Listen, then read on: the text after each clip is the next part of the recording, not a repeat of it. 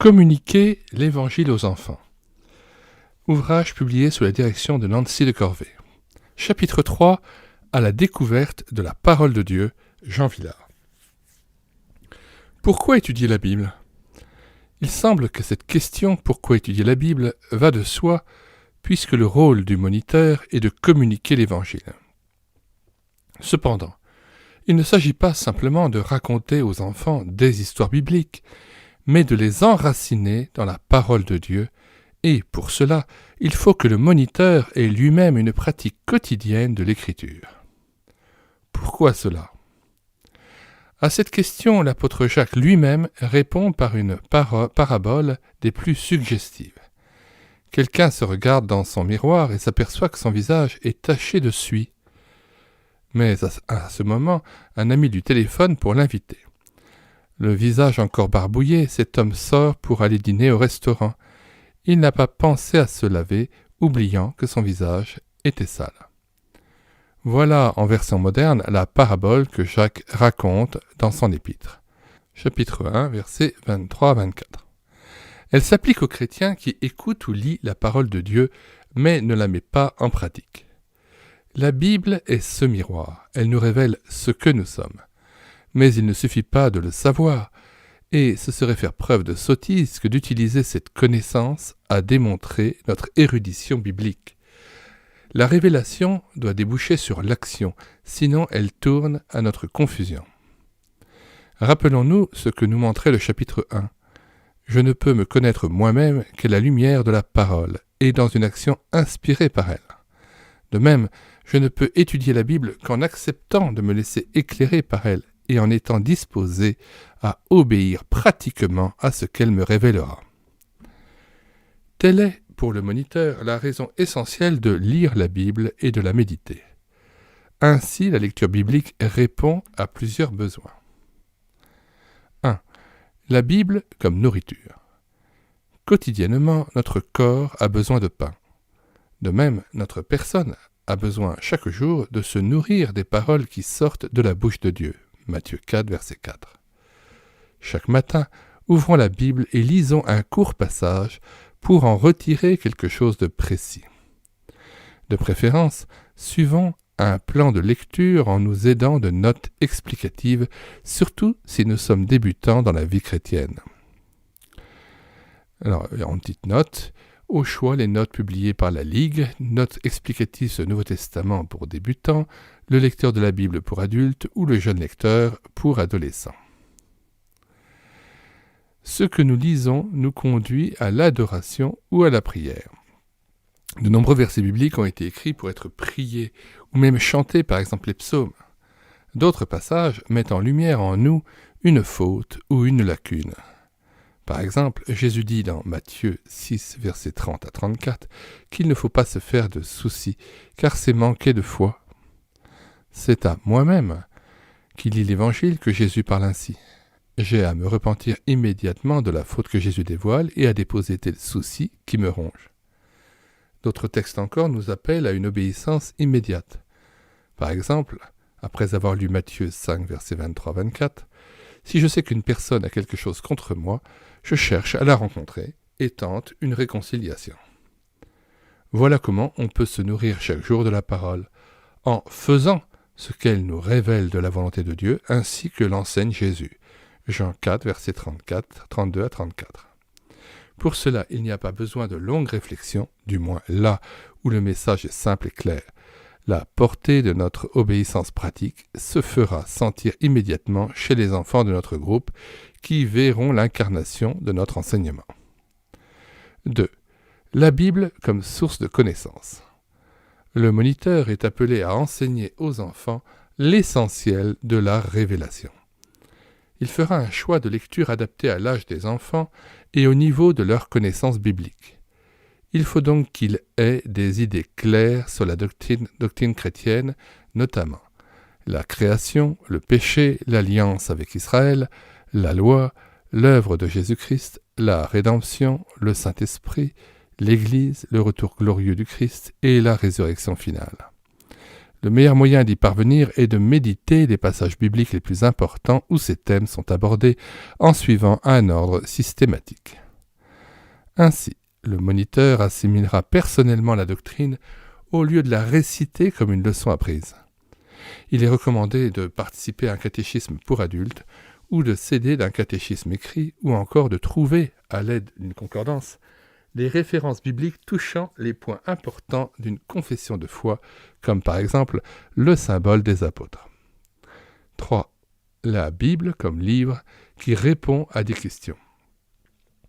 Des questions sont soulevées parfois par nous-mêmes, parfois par les enfants. Par exemple, un petit demandera « Comment sera-t-on quand Jésus viendra nous chercher pour nous prendre avec lui ?» Un passage, 1 Corinthiens 15, verset 35-58, répond « Notre corps sera différent de ce qu'il est maintenant. Il ne sera plus exposé à la mort ni à la dégénérescence. Il sera tout entier pénétré du Saint-Esprit. » Mais attention, nous ne trouvons pas toujours une réponse toute faite et détaillée à chaque question. Par exemple, sur la condition des trépassés avant le retour de Jésus-Christ, la Bible nous dit très peu. Reconnaissons-le simplement, n'essayons pas de broder pour compléter. Autre danger, à une question précise que nous posons, la Bible donne souvent des éléments de réponse divers et qui se trouvent dans des livres différents. En ne connaissant qu'un élément, nous risquons de nous tromper. Par exemple, si nous nous posons la question « Comment le Saint-Esprit agit-il aujourd'hui ?» Ce n'est que par une lecture de ce que disent les évangiles, les actes et les épîtres que nous pourrons avoir une réponse complète et biblique. Si nous ne connaissons que Jean 14 ou 1 Corinthiens 12, nous risquons de donner une réponse partielle et pour finir inexacte. 4. La Bible comme livre à étudier. Les 3 usages de la Bible vus jusqu'ici sont non seulement légitimes, mais indispensables. Si la lecture quotidienne de la Bible nourrit notre esprit, l'étude des grandes doctrines élargit le domaine de nos connaissances. La réponse aux questions résout nos problèmes intellectuels, mais il y a une autre façon de découvrir la Bible. C'est l'étude suivie d'un passage ou d'un livre. L'Écriture elle-même nous exhorte souvent à progresser dans la connaissance. Qui pourrait dire qu'il connaît tout ? L'étude biblique sert aussi à corriger de fausses notions. Bien sûr, aucun de nous n'est infaillible. Cependant, la grâce dont nous vivons ne saurait nous encourager à méconnaître la sainte doctrine ou encore à ignorer la parole que Dieu a inspirée. Il l'a prévue pour notre instruction, notre service, notre espérance, notre témoignage. Les enfants ont besoin, cela sera montré dans le chapitre « Écoute et discipline », d'un message clair et d'une autorité sereine. Parlons-leur avec l'assurance que donne la foi liée à la connaissance de la parole de Dieu, Romains 10, verset 17. Sachons aussi nous laisser remettre en question par elle. Nourris du pain de vie, Deutéronome 8, 2, notre assurance sera plus ferme et moins illusoire. L'étude biblique, élément indispensable pour quiconque prend part à un enseignement, est une recherche méthodique qui vise à comprendre le sens des textes sacrés et à écouter Dieu nous parler par eux. 2. Comment étudier ? La tentation constante des moniteurs et des parents est d'étudier un texte uniquement en fonction des enfants. Or, nous devons d'abord l'étudier pour nous-mêmes. Comment ? A. L'essentiel est dans l'attitude. Dieu a pris l'initiative d'inspirer les auteurs bibliques. Nous devons ainsi lui laisser l'initiative quand nous étudions sa parole. Nos préoccupations doivent s'effacer devant les questions qu'il nous pose. C'est lui qui nous interpelle. Ce qu'il nous dit est peut-être totalement différent de nos aspirations, des besoins que nous ressentons. Quand nous étudions la Bible, donnons à Dieu la première place. Cela implique que nous fixions notre attention sur le texte lui-même. Nous devons d'abord chercher à en dégager le sens. C'est seulement après l'étude que nous nous demanderons ce que le message nous apporte personnellement et comment nous le mettrons en pratique. À cette humilité devra s'ajouter la disponibilité et la liberté. Toutes nos ressources, analyse, raisonnement, mémoire, sensibilité, imagination même, seront mobilisées. De plus, nous serons libres de reconnaître devant Dieu que nous avons peine à comprendre ou même à croire tel ou tel passage. Cela nous poussera à la recherche et à la prière. Et nous attendrons alors le secours du Saint-Esprit qui nous éclairera, nous convaincra et nous donnera la force d'obéir. B. Il est aussi capital d'avoir une méthode. 3 règles principales peuvent être formulées. Se renseigner pour éviter des malentendus, dégager la signification essentielle du passage et écarter des obstacles intérieurs. 1. Se renseigner pour éviter des malentendus. Bien que la Bible ait une valeur universelle, chaque texte biblique a été écrit à une date et en un lieu donné. L'auteur s'adresse à des destinataires déterminés en une langue qui n'est pas notre langue maternelle. Informons-nous sur tous ces éléments à l'aide de dictionnaires bibliques, de commentaires ou d'annotations des versions récentes de la Bible. Nous éviterons ainsi bien des malentendus. Par exemple, en lisant dans l'Épître aux Galates la condamnation que Paul prononce à l'égard de ceux qui apportent un évangile différent, nous apprendrons que l'apôtre vise de soi-disant chrétiens qui voulaient obliger tous les croyants à observer les éléments rituels de la loi, enseignant que c'était le moyen d'arriver au salut. Ainsi renseignés, nous éviterons de prononcer une condamnation hâtive contre tous ceux qui comprennent certains détails de l'Évangile autrement que nous ou que notre Église. Ou bien en lisant les béatitudes, Matthieu 5, versets 3 à 12, « Heureux ceux qui ont faim ou soif de la justice », nous remarquerons que le mot « justice » signifie ici « façon de vivre qui est approuvée par Dieu ». Et nous n'irons pas bénir hâtivement tous les mouvements politiques ou idéologiques actuels qui parlent de justice dans leur propagande. Ce dernier exemple montre que le vocabulaire d'une langue, l'hébreu ou le grec de la Bible, ne correspond jamais exactement au vocabulaire d'une autre langue, le français par exemple. Nous ne devons pas oublier que la Bible a été traduite et qu'aucune traduction n'est parfaite, il est donc recommandé de comparer plusieurs versions. Il importe aussi de prendre le contexte en considération. La vérité est riche et quand nous étudions un fragment, nous n'en voyons qu'un aspect. Nous risquons de mal comprendre si nous ne situons pas cet aspect parmi les autres. Ainsi, en lisant le début du chapitre 5 de l'Épître aux Galates, nous voyons que Christ nous donne la liberté. Nous n'allons pas imaginer que la liberté soit le synonyme de licence.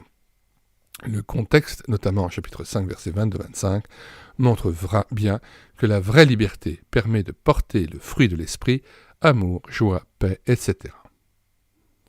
2. Dégager la signification essentielle du passage. Il est vrai que tous les éléments de l'écriture ont leur importance.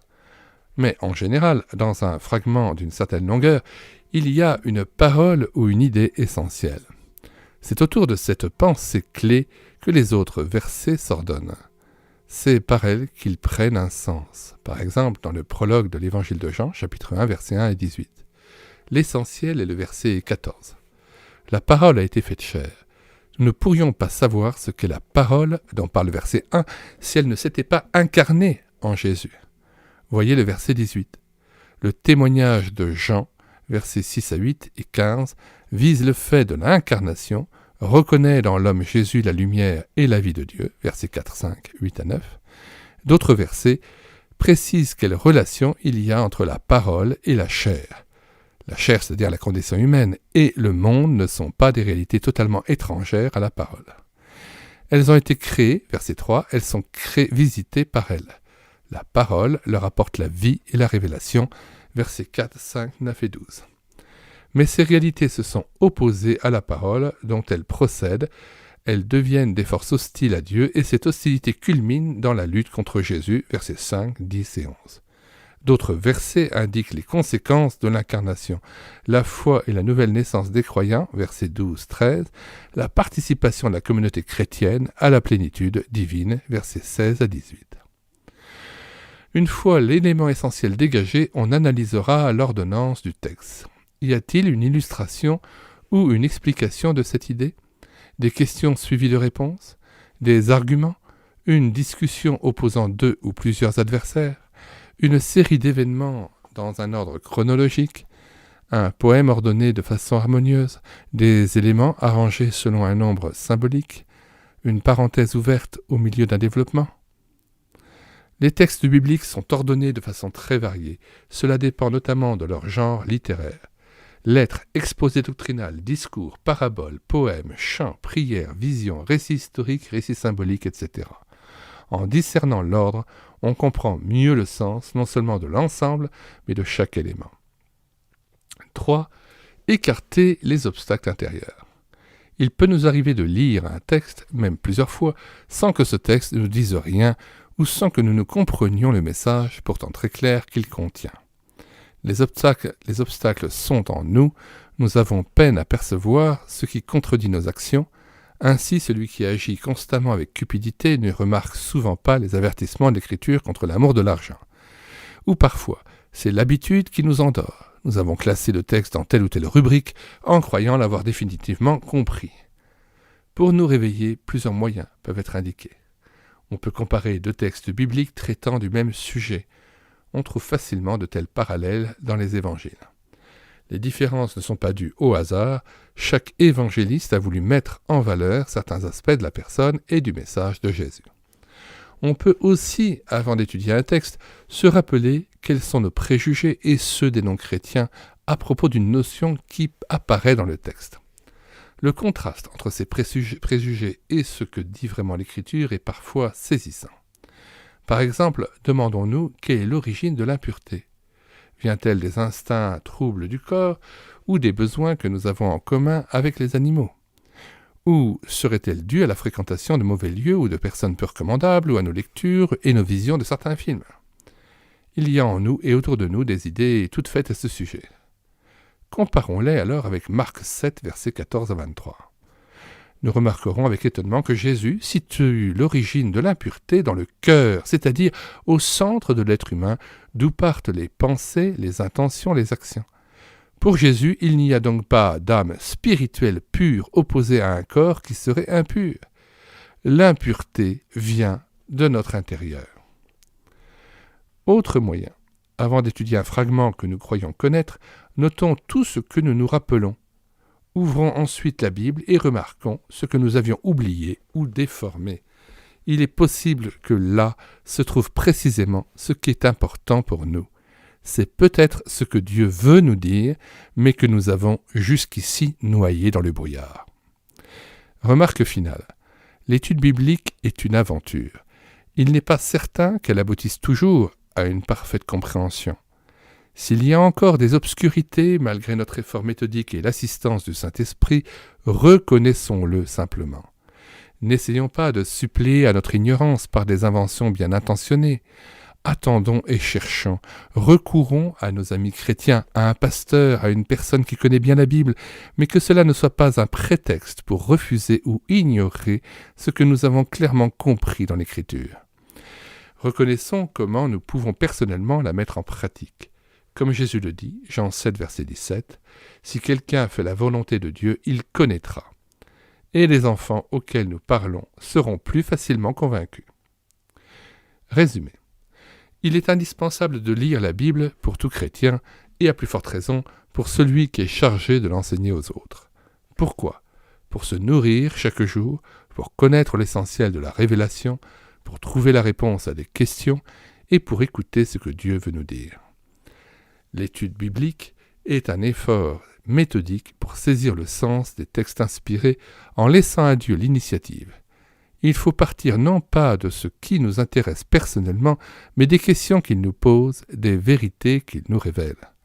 Pour dégager le sens d'un passage biblique, nous nous informons sur les données historiques indispensables, sur le contexte et sur la signification des mots importants. Nous recherchons ensuite l'idée essentielle et nous interprétons chaque partie par rapport à cette idée. Enfin, nous nous attaquons à nos obstacles intérieurs qui masquent ou faussent à nos yeux le message biblique. En note, en bas de page, l'auteur rajoute « S'il s'agit d'un texte que nous connaissons déjà, cette démarche devrait souvent être faite avant les deux autres. » Cette étude personnelle étant faite, nous serons alors préparés à réétudier le texte en fonction des enfants sans en tronquer le message. Question ou conseil. 1. Étudier plusieurs passages d'un évangile en les comparant lorsque c'est possible avec les parallèles des autres évangiles. Il est recommandé de commencer par Marc. En effet, Matthieu est écrit avant tout pour des gens qui connaissent l'Ancien Testament. Jean exprime une connaissance plus profonde et plus personnelle de Jésus, et cela au moyen d'images, de symboles et de correspondances qui ne sont pas toujours faciles à comprendre. Luc est plus accessible, mais Marc, qu'il est autant que Luc, a l'avantage d'être plus concis. Et dans l'évangile de Marc, on étudiera, sans suivre nécessairement l'ordre proposé, A. Le récit d'un miracle, B. Une controverse entre Jésus et les scribes ou les pharisiens, C. Une parabole, D. Un enseignement, une leçon de Jésus, E. Un discours de Jésus sur le retour du Fils de l'homme, F. Un dialogue avec les disciples, G. Le récit de la crucifixion, H. Le récit de la résurrection. Par la suite, on pourra aborder l'Ancien Testament, livre historique et loi de Moïse, puis psaumes. Après cela, voir au moins une grande épître, Romains, Éphésiens, 1 Corinthiens. Enfin, étudier certains prophètes et l'Apocalypse, ne jamais commencer l'étude par ces livres difficiles. 2. À l'aide d'une concordance, d'une Bible à parallèle, d'un index biblique, préciser le sens des grandes notions bibliques comme le salut, la sainteté, la liberté, la foi, l'amour, l'espérance, le péché, la chair, l'Église, l'Esprit Saint. Nous mettons dans les commentaires de cette vidéo le lien de téléchargement de cet ouvrage ainsi que son plan. Nous invitons aussi à regarder les livres de Claire-Lise de Benoît que nous avons numérisés sur médiathèquechrétienne.fr. Nous vous disons bonsoir à tous et à bientôt.